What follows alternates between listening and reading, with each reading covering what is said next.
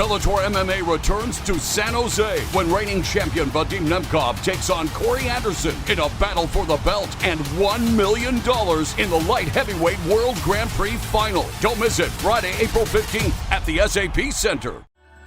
作為父母，我哋盡己所能喺呢場疫情中保證孩子們嘅安全。依家我哋有咗確保佢哋更安全嘅最佳工具。我哋所能夠做最為重要嘅嘢，就係為孩子接種疫苗嚟預防 COVID-19。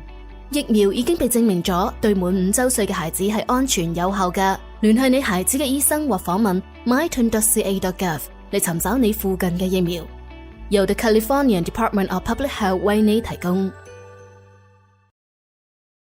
3, 2, 1. This is Chargers Unleashed Podcast.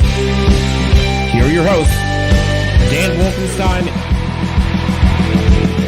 and Jake Hefner.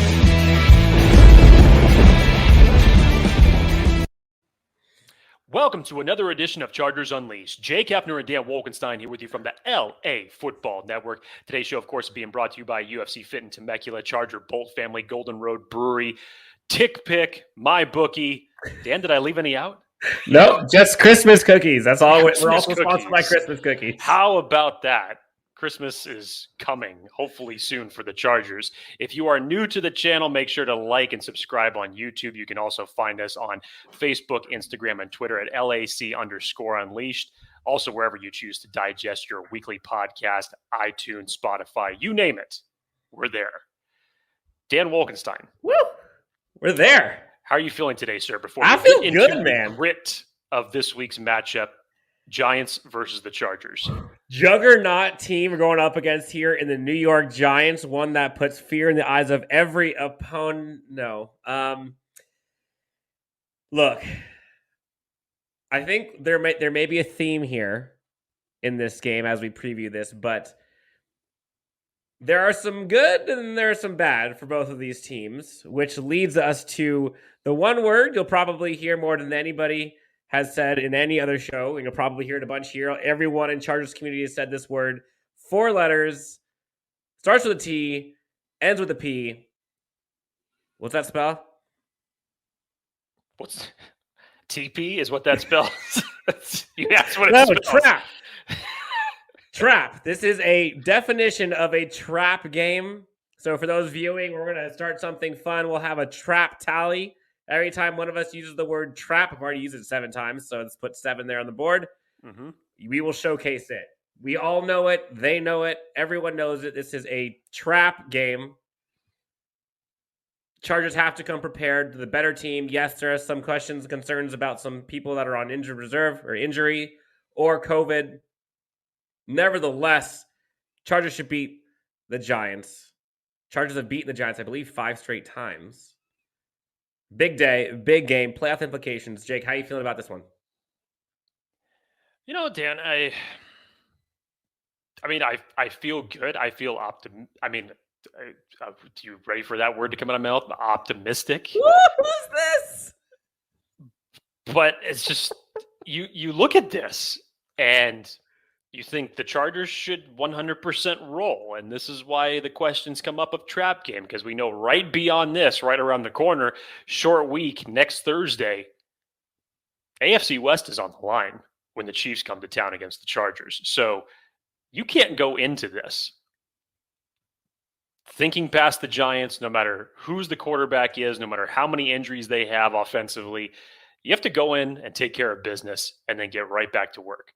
Dan, I would love it if we could channel from a galaxy far, far away, Admiral Akbar, to just radio us down. It's a trap. It's a trap every single time that we do this. But there's a lot to digest still within all this. And it does look like, from all appearances, that Mike Glennon, not Jake Fromm, is looking like he is going to end up being the starter for this game. So for everybody hoping that it was not going to be Mike Glennon and that it was going to be Jake Fromm, who was just signed off the street the week before to the Giants roster, I don't think you're going to get your wish. But nevertheless, Dan, let's dive into it. What do you want to start with?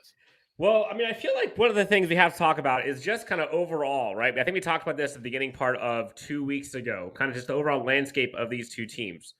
Giants have lost 4 straight to the Chargers. This would be the 5th one. Last time they won, actually, Ryan Leaf was the one who was starting for us. Did you know no Giants running back or wide receiver has scored a touchdown in the last 5 games?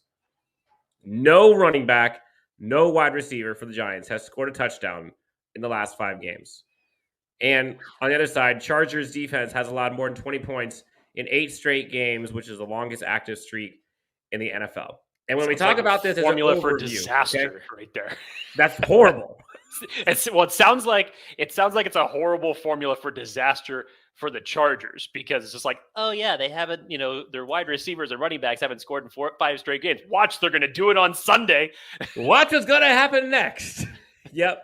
And then when you look at kind of the overall of the tale of 2 halves between the Chargers and the Giants, I have a bunch of notes on my side, Jake, and basically I have everything kind of color coordinated of what is good and bad for both these teams. Let's just say a bunch of red on the Giants, bunch of green on the Chargers. Jake, possible MVP candidate Justin Herbert now has 29 total touchdowns, 3,800 total yards, and a quarterback rating of 98.2. Austin Eckler, almost 1,200 yards scrimmages, 1,200 yards from scrimmage, and has 15 touchdowns already with 5 games left. Oh, I know. He's on my fantasy team. Keenan Allen needs 71 yards to pass 1,000, so might get that this week. Mike Williams has 7 touchdowns, already has over 850 yards receiving. And combined, the Chargers have 27 total receiving touchdowns. Now, remember that number, 27, okay? Let's flip it over to the Giants for a sec. Devontae Booker, Saquon Barkley, who has been out for a while for injury, both have less than 400 yards rushing. Daniel Jones, Jake, has just 17 yards less rushing than Saquon Barkley. Good Lord. Galladay and Kadarius Toney combined both have less than 400 yards. Combined have less than 800 yards. And them being the 2 top wide receivers on their team have a combined 0 touchdowns this year. As a team total, they have 11 total receiving touchdowns as a team. Again, for context, Chargers have 27. So, tale of 2 halves, Jake. Their offense, not so good. Our offense, humming quite well. Again, you mentioned this is one of those things where it's like, man, okay, maybe this is the 1 week that Chargers decide to lay an egg. Who knows? The Giants are not good, man. They're just not good. Dan, I think that I had read somewhere where the Giants, it's been talked more about on mainstream media of how many injuries the Baltimore Ravens have had to have basically sustained before the season even gotten started, and how many players they have on injury reserve. The Giants are right up there in that neck of the woods, just as far as overall teams that they've had injuries with. But let's start with let's talk about this for a second, because we have to get this out of the way. Dan, you normally think that Chargers fans, when they're going to suffer heart conditions, as myself does on Sunday afternoons watching Charger games, you normally think like, okay, I know I'm going to have to go through that on Sundays. I won't have to worry about that any other time throughout the week. But yesterday, bullets were sweating. I think people were ready to check themselves into an emergency room. There was some nervous times going on yesterday, because we had all heard earlier this week that Keenan Allen had tested positive for COVID. Thankfully for him, he was vaccinated. But then it came down, until we got more information later on the day from Brandon Staley, that wide receiver Mike Williams and defensive back Chris Harris were being put on the reserve COVID-19 list. Sign the alarm. Everybody was going nuts. I saw the tweets flying around saying, oh my God, we're going to lose to the Giants, aren't we? Josh Palmer, wide receiver 1. Jalen Guyton, wide receiver 1. It's time. Go out and get him on your waivers right now. Thankfully for the Chargers, they caught a very good break, because it was deemed that both Mike Williams and Chris Harris were just deemed as close context. So what does that mean? As long as they continue to stay negative, they still fall into the same protocol as someone who would technically be vaccinated who got it. And as long as they test negative, they can still play on Sunday. So sigh of relief from virtually the entire Chargers fan base. And we'll look to hear the updates later today from Brandon Staley as far as how that progression is going. And so essentially, Jake, and correct me if I'm wrong, but essentially, if they keep testing negative throughout the week, they'll be playing on Sunday. They'll be playing on Sunday. Okay. So there's that. So that was the uproar yesterday that we all had to deal with. There was the little mini heart attack that we had to suffer on a Wednesday afternoon, which was not pleasant, but thankfully it was only short-lived. So now that that's out of the way, Dan, let's go ahead and field this. Okay. So how do you want to start? Do you want to do Chargers offense versus Giants defense? Thinking of what do I want to start with? Giants offense, Chargers defense. Let's go ahead and start Giants offense versus Chargers defense, because this is really going to be the tale of the game. Everything that you had just said as far as the Chargers being able to put up points, the offense humming, you know that they're going to be able to do this. You should be able to do this against this Giants defense. So let's see what type of an offense the Giants are going to be fielding this week against the Chargers defense, who's coming off a very, very impressive performance in what they did against Cincinnati. Dan, what do you got? So, remember I talked to you about a lot of red for Chargers or for Giants offense. Brick red? This is it. Bright red. So I'm going to give you some. How about brick red? Yeah, brick red. Not quite Merlot, but some of them are pretty darn close. Look, I'm going to read off some of these out of, again, 32 teams in the NFL. Let's hear how the Giants offense is doing. Yards per game, they rank 26th. Yards per play, 26th. Passing yards per game, 21st. Rushing yards per game, 26th. Third down percentage, Jake, 26th. That's just 36%. Fourth down percentage conversion. Defense. I'm sorry? I said that's good for the Chargers defense. They've struggled against certain teams against third downs this year, so that's nice.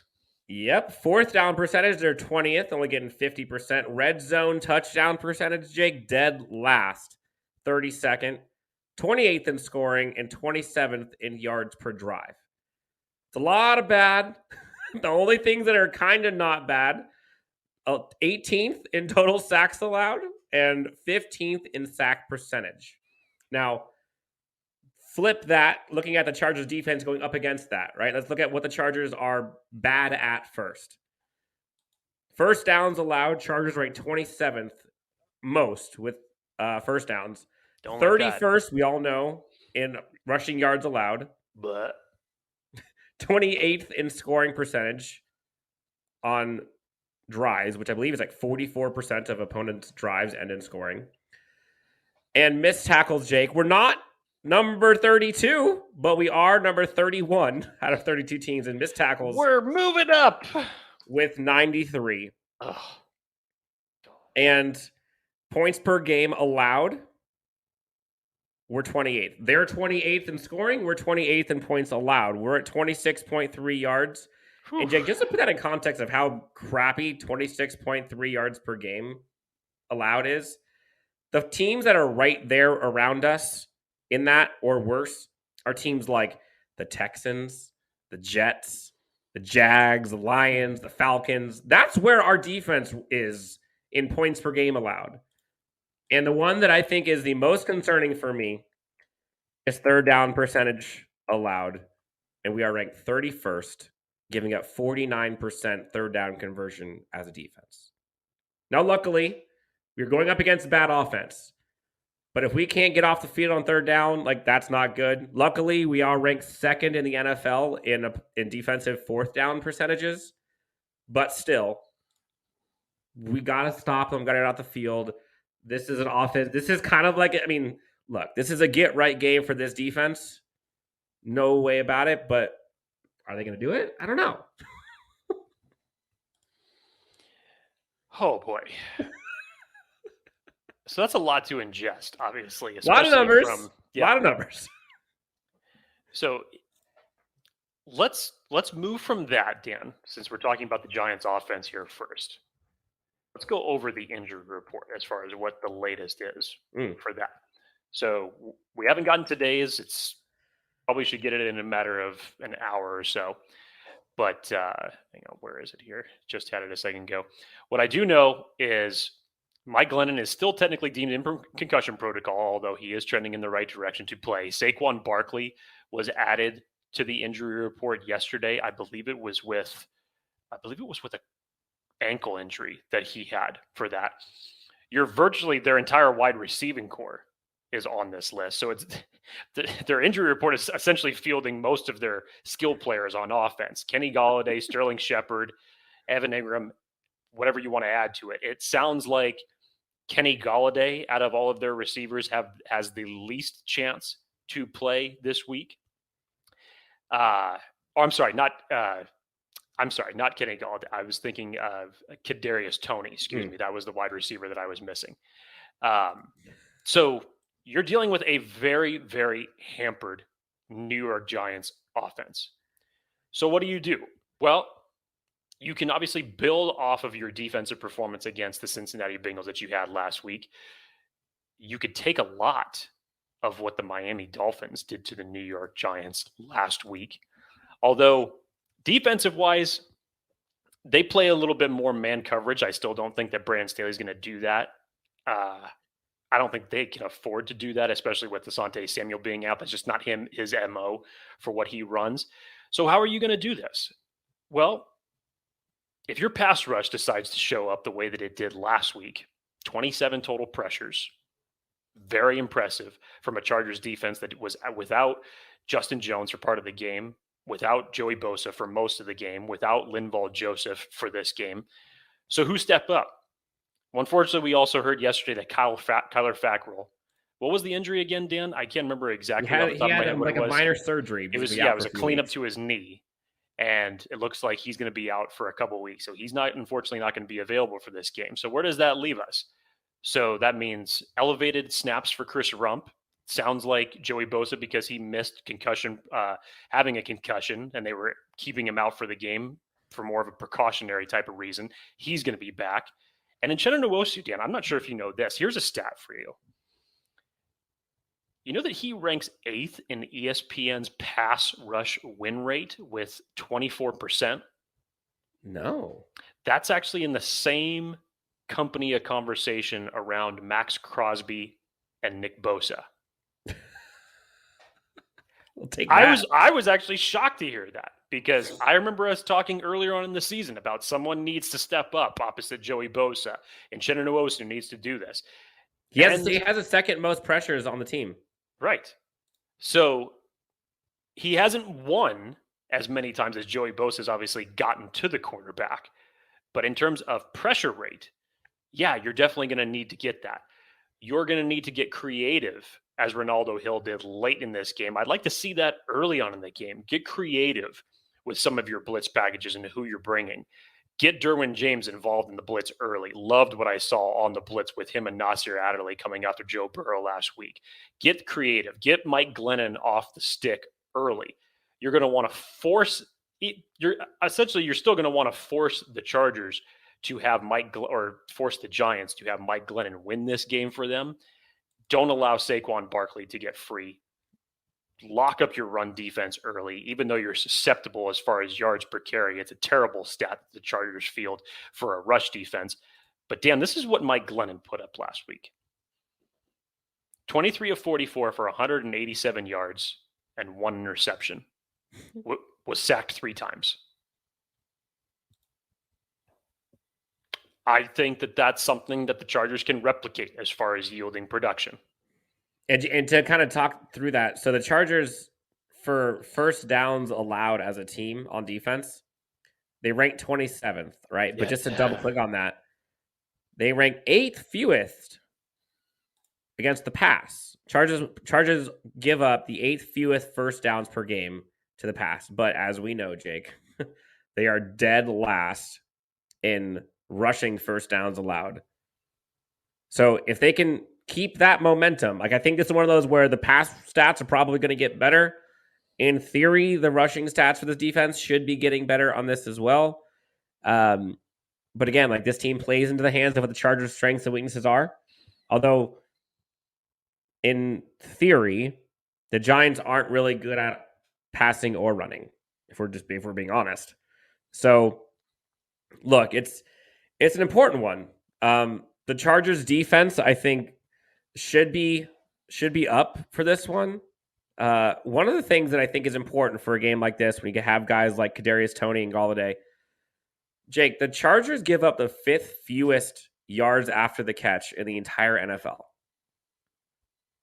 which I find pretty remarkable, considering they're almost dead last in missed tackles. 5th fewest yards after the catch, but they still have 31st worst, or second worst, missed tackle. So they're not giving up many kind of explosive plays after the catch, which I'll take. So, just being blunt here for a sec, Jake.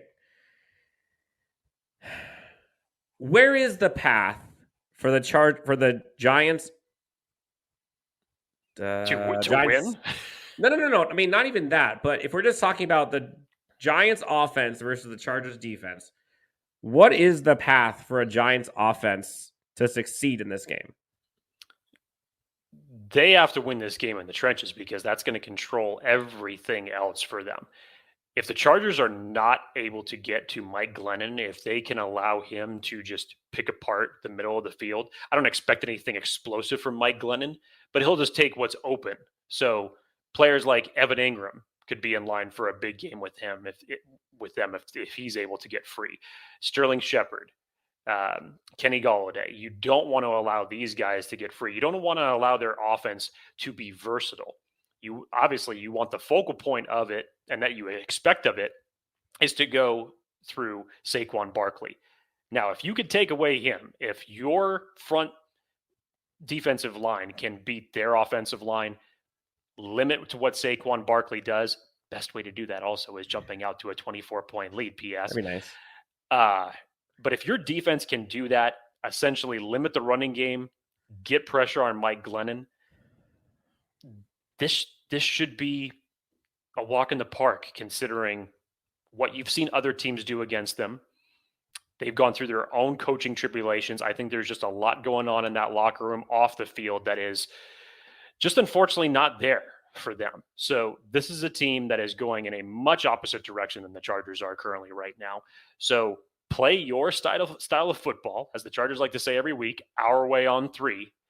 Mm-hmm. Play your style of football, know your assignments. Do not have this turn into a game of broken tackles, of untimed mistakes. Play good, solid, disciplined defensive football, and you should be able to win this battle, no question.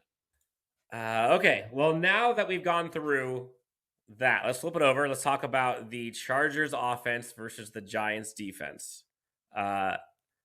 This is where I think we're going to see, Jake, some feasting. I know Thanksgiving is over. The holiday season is still upon us. Lots of eating to be had. Probably going to be more had this coming Sunday against New York. Would you agree? I would hope. There is no absolutes that I will ever quote with this team, Dan. Nope. Tiny little nugget of news that actually was just broken by Ian Rappaport. There's been another COVID case for the Chargers that just came down. And this is a positive test. It's Scott Quessenberry, the center of the Chargers, has tested positive for COVID. So did I make your heart stop for a second there? Yes. For the center for the Chargers, I'm like, you do not do this to me. Jeez. Sorry. Way to keep me on my toes. I appreciate that. Little nugget that came through here in the last minute or so. Okay. And now that we're talking about the offensive side, I thought I would keep it honest. No, that's fair. I appreciate it. All right, so looking at the Giants defense for a sec, okay? Bad numbers. Total yards allowed, they rank 24th. First downs allowed, 26th. And it's pretty even. 30th versus the pass, 20th versus the run in first downs, so they can be had either way. 25th in rushing yards allowed, which you would think there'd be a running back by committee potential happening here for the Chargers this week. 25th in hurry percentages. They're not really getting to the quarterback, although they are 13th most blitzing team in the NFL, which kind of seems a little crazy. They blitz the 13th most, however, 25th in hurries and 31st in pressures, which is not good. QB hits, they're ranked 30th. They don't get to the quarterback. They're terrible on fourth down I think they give up like 67%. But there's a couple things that they do well. One, third down conversion, they rank 13th. Not bad. Giving up 39%. And then missed tackles, surprisingly, they rank 8th fewest with 72. So generally speaking, kind of bad all around for the Giants defense. Then flipping it over. I mean, Giants defense really got like two guys. Like, I feel like they got, like, you've got Leonard Williams, Azeez Ojulari. Azeez actually having a pretty good year. Yes, he is. As a rookie. I think he has 8 quarterback hits, and I want to say he leads the team in tackles for loss as well. And then, 3 guys. And then Xavier McKinney leads the team with 5 interceptions. Like, those are the 3 guys, in my opinion, you have to look out for. And that's kind of it. And then when you look at kind of all that bad for the Giants, going to the Chargers, I mean, it is all cooking with gas all day. These are all the numbers, Jake, that are top 10. I didn't even find all of them. I just picked some that I thought were important. Yards per game, yards per play, passing yards per game, sack percentage allowed, third down conversion, fourth down conversion, red zone touchdown percentage, scoring, and yards per drive. They rank top 10 in every single one of those. Second yards per drive, 5th in third down percentage, 9th fewest sacks allowed on offense. Hallelujah. 4th in yards per play, and 7th in yards per game. That sounds good. That makes me feel like nice and warm and cozy inside. How about this, Dan? James Bradbury has allowed 8 touchdown receptions, which is the most in the NFL. He's having a down season, which last season he only allowed 3. And Will Hernandez, I'm sorry, I'm just flipping back over to the Giants offense there for a second. I was going to say for Azeez Ojulari, I think he's at 6 sacks currently right now, but he's on pace to actually break the franchise record for the Giants defensive rookie in their first single season on sacks if he can keep pace. So yeah, he's having a very good season. But as you had mentioned, there's a lot of bad things going on there. It sounds like stats that I would have heard from the Chargers defense 1 year ago. Yes. That's what it kind of sounds like to me. Mm-hmm. Definitely not the blitz percentage, because we know what that was last year. Thankfully, that has dramatically improved upon last year's outing. But yeah, this is rough for them. Okay. So Dan, I'll flip it to you. How do you attack this vaunted Giants defense? Flip a coin. Put your finger to the wind, poison. figure out which one you want. It can be had either way. I'm being honest. And you're not wrong. I think Justin Herbert can throw it. Justin Eckler, Justin Jackson can go crazy. Mike Williams, Keenan Allen. Keenan Allen, is he officially out? I don't think any player has officially been deemed out for the Chargers. Okay. I think we're still waiting on the updates of all 3 of their COVID tests, but no player has been deemed out. Wide receivers, tight ends, running back, quarterback, all of them should be doing just fine. The only one I'm really worried about is Azeez Ojulari on the defensive end side for the Giants. I don't see that being an issue. But he's going to be on Storm Norton's side all day. You know that. Yep. Yeah, he's not going anywhere near Rashawn Slater. We can probably guarantee that. I mean, they can kind of pick what they want to do. If the Chargers don't score 30 on the Giants, that's a problem. Maybe that's the thing that we should have the biggest gripe about. Not just that the Chargers obviously need to win. I'll take a win anyway. It'll hit DEFCON 4 if they lose, but still, you got to think, yes, a win is a win is a win is a win. But if you come out sloppy in this game, there should be no reason you don't hang a 30 bomb on this team. No question about it. Dan, let's take a little break. Let's pay the bills, as you like to say, because we have to do a shout out to one of our sponsors, of course. Shouting out today, of course, our wonderful sponsor, MyBookie. If you are like me, who loves UFC fights, this is a fantastic week to lay some coin on it. Not 1, but 2 title fights. UFC 269 Charles Oliveira going up against Dustin Poirier and Amanda Nunes going up against Julia Pena. It's going to be one hell of a wild card this week. Amanda Nunes. It's a great one to close out 2021, no question. I'm sure a lot of eyes are going to be on it.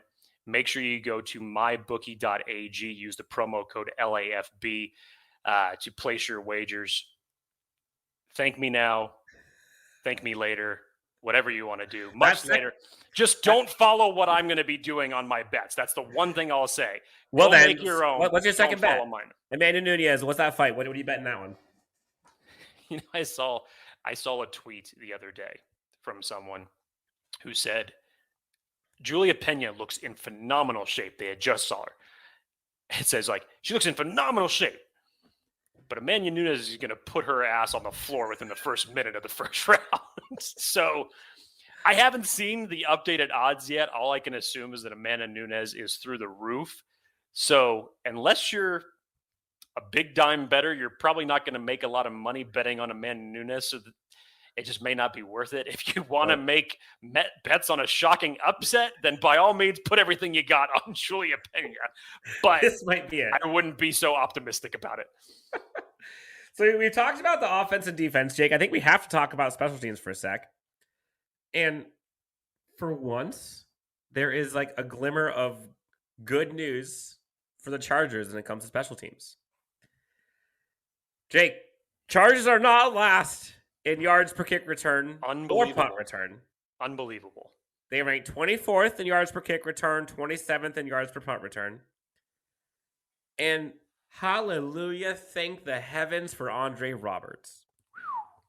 Jake, Andre Roberts is currently averaging 25 yards per return on kickoffs.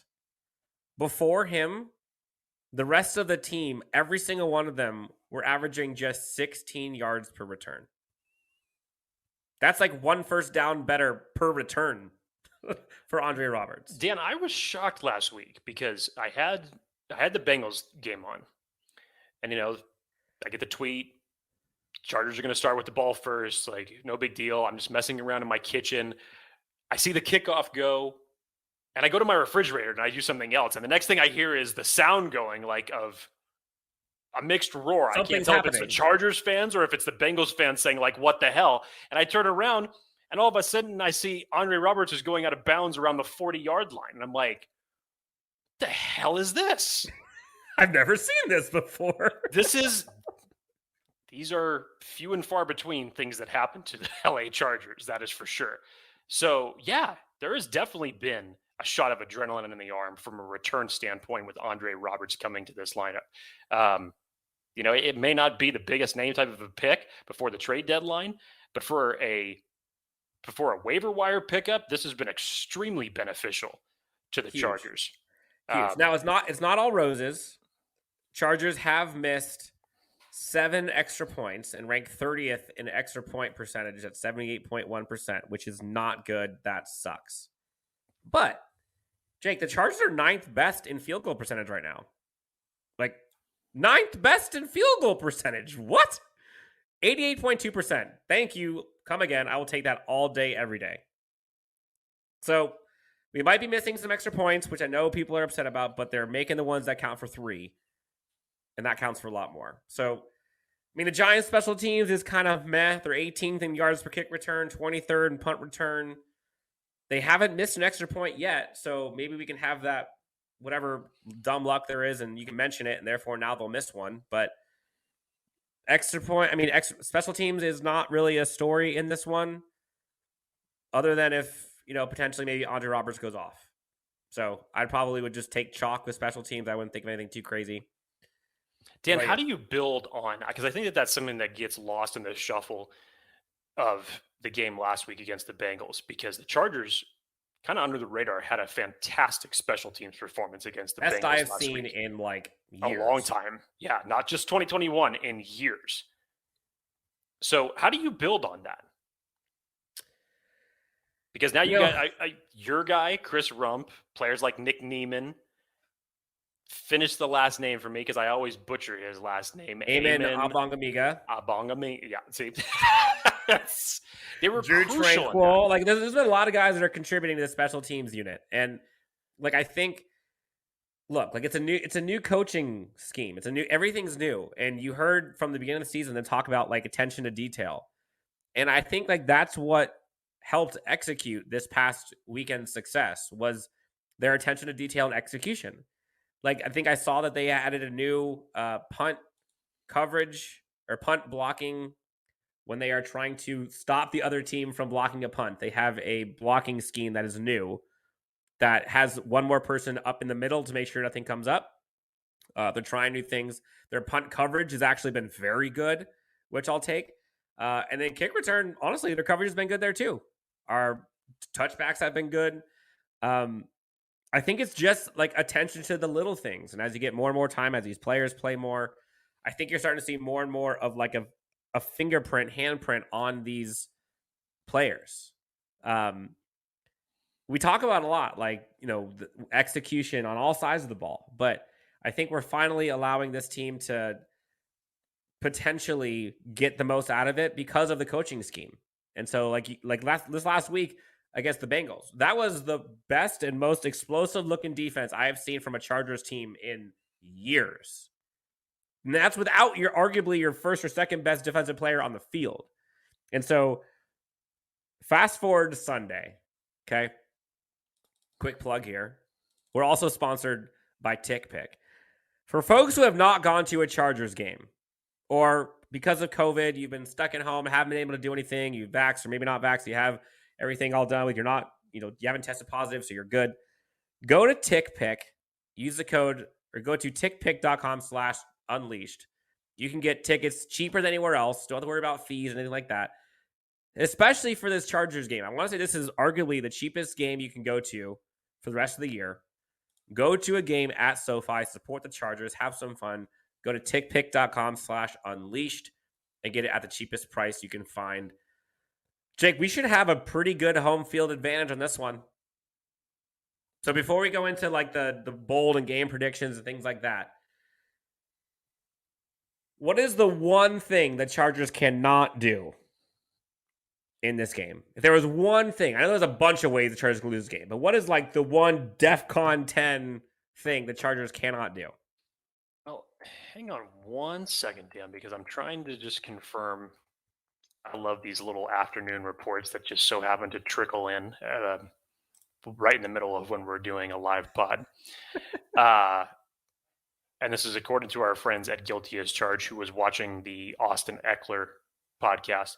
Not an official report, but apparently Austin Eckler says that Keenan Allen is not going to be playing this week. So there is that. Okay, we're down one receiver. So we'll see. I don't know. Jalen Guyton, wide receiver. I literally picked him up Palmer earlier today for my fantasy team. Aha. See, someone who's already been working the waiver wires. Okay. So, Yep. All right. So to me, this sounds like what's the one thing that you obviously can't do is what you had said, Dan. You have to get out to a fast start again, because the best thing that Mike Glennon is going to be able to rely on in order to make a dent in your team, to follow the offensive schemes that the Denver Broncos did, that previous teams have done this year as well, is run the ball, control the clock, keep Justin Herbert and the rest of the offense off the field. And so if you can stop and limit Saquon Barkley, from a defensive standpoint, obviously, being able to break through, not allowing him to get free, take that away from the Giants' offense. And in addition to that, offensively, when you have the ball, put 7 in the end zone and build up a quick and sizable lead on this Giants team that forces Mike Glennon to throw. This is an easy equation from both sides of the football in order to win. Damn it. This is a trap game of all trap games. It's a trap! I gotta update the tally. That was 3 more. Give me Admiral Akbar, please, to just tell me in 2 seconds that it's a trap. Chart 16 now. Great. The Chargers know how important this game is. The Chargers know what is at stake coming up on Thursday afterwards. They cannot afford to lose this game. Like this is one of those games where previous Chargers would lose this game. And this is where like the Chargers have an opportunity to kind of separate themselves, get away from the 500 win column, get yourself to 8-5, give yourself the opportunity where you only need to go like 2-2 the rest of the season to probably arguably get a playoff berth. You have to win this game. You cannot rely on yourself to go beat Kansas City, Denver, and Las Vegas. No. You just can't. So if they don't come out guns blazing, hair on fire, like I think you saw Brandon Staley lose a gasket last weekend. Watch Brandon Staley this week. Because he knows. Like this team knows what's at stake. This is winning time. This is December. I've heard like Herb Sember. I've heard all kinds of different random names. December Herbert. Like there's all kinds of different things that I've heard. Keep working on the names. It's not my names. I'm just repeating them. I know. I'm just saying in general. Keep working on the names. The Chargers have to win. This is a must-win game. Like it's not literally a must-win game, but in terms of like you cannot freaking lose to the Giants. You just can't. You can't. At home. This would be the worst loss of the season by far if they find some way to lose this game. Not even close. Dan, you were talking earlier this week as far as toward the tail end of the podcast, we had started looking at the last final 5 games of the season that they have and where the Chargers are at. Obviously 7-5 right now, 5th seed in the AFC West Conference in the heat of a playoff run. We're talking about playoffs right now. You can't afford to drop games against the Giants and the Texans that you have remaining on your schedule. Nope. 2 easy, should be easy, very winnable games outside of 3 divisional games that you have to contend with. And from what you've already seen, you know it's going to be tough against the Chiefs. Don't think about the narrative that Patrick Mahomes is still struggling. You've already beat him once. I understand that. No, but I'm saying, like, do you really think you're going to beat him twice? Like, the chances of that are pretty slim.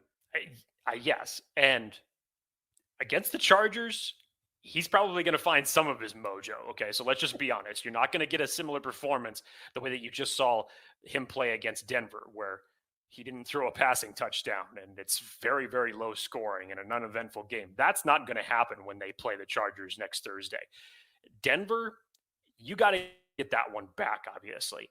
Mm-hmm. They're going to still be creative in their defensive schemes. Very familiarity as far as the coaching goes on both sides. You should beat Denver. You should not allow 2 quarterbacks collectively to throw only 15 passes against you and win. A lot of mental mistakes that you need to get back in that game. And then to end the season, that's going to be a fun one. You know that Raider Nation is going to want to play spoiler to the Chargers' playoff hopes.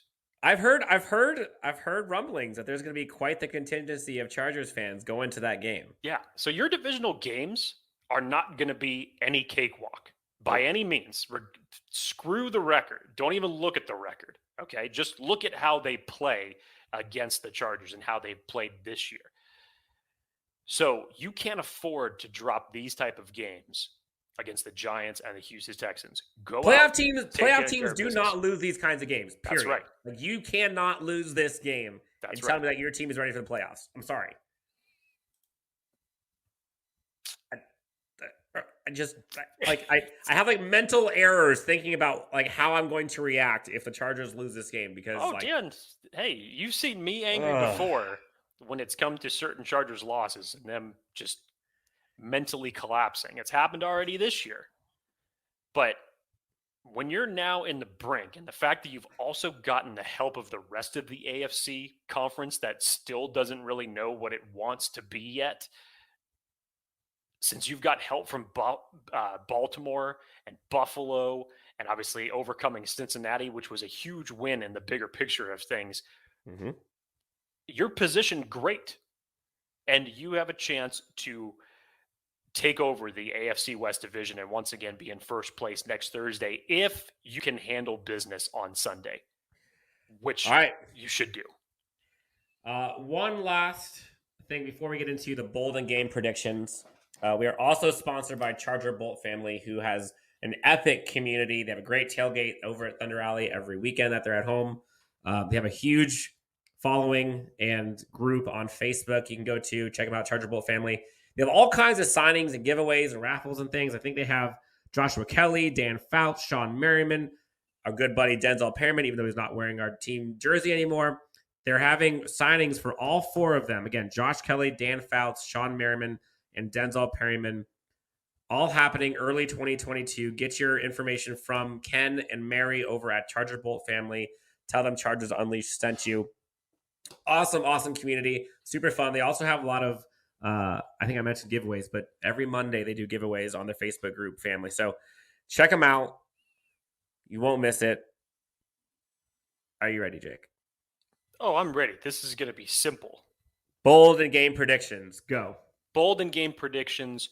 Who gives a shit?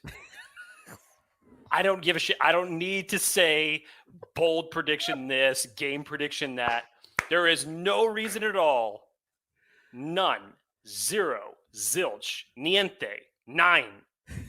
Zero reason that the Chargers should lose this game. That's what I got. Okay, so you're predicting a win. Yes. Simple as that, but I don't need to get into the whole hubbub about it. Because okay. Whatever. Fair enough. Yes, Chargers are going to win this one. I'm going to go 31-13. Please give us just a normal, easy victory. Like, we haven't had one this entire season. This would be the one to do it. Bold prediction. Watch Justin go over 400 yards. Even without Keenan Allen. Mm-hmm. Watch it happen. I think that's going to wrap things up. We've talked about offense, defensive matchups, talked about bold predictions, at least mine. We've talked about who we think is going to actually win this game. Both of us think the Chargers should win. We talked about how we're going to feel if they don't win and how important this game is to the Chargers playoffs and honestly to the Bolt fam. Get us to 8-5. This place is about to be somewhere we haven't been or seen or felt in a long time. I am more excited right now, Jake, about this 7-5 team than I was when the Chargers were, I think it was 2018, when they went in, 13 and I think it was 12-4. Yeah, finished with a great record. I'm more excited about this team than that team. What are you?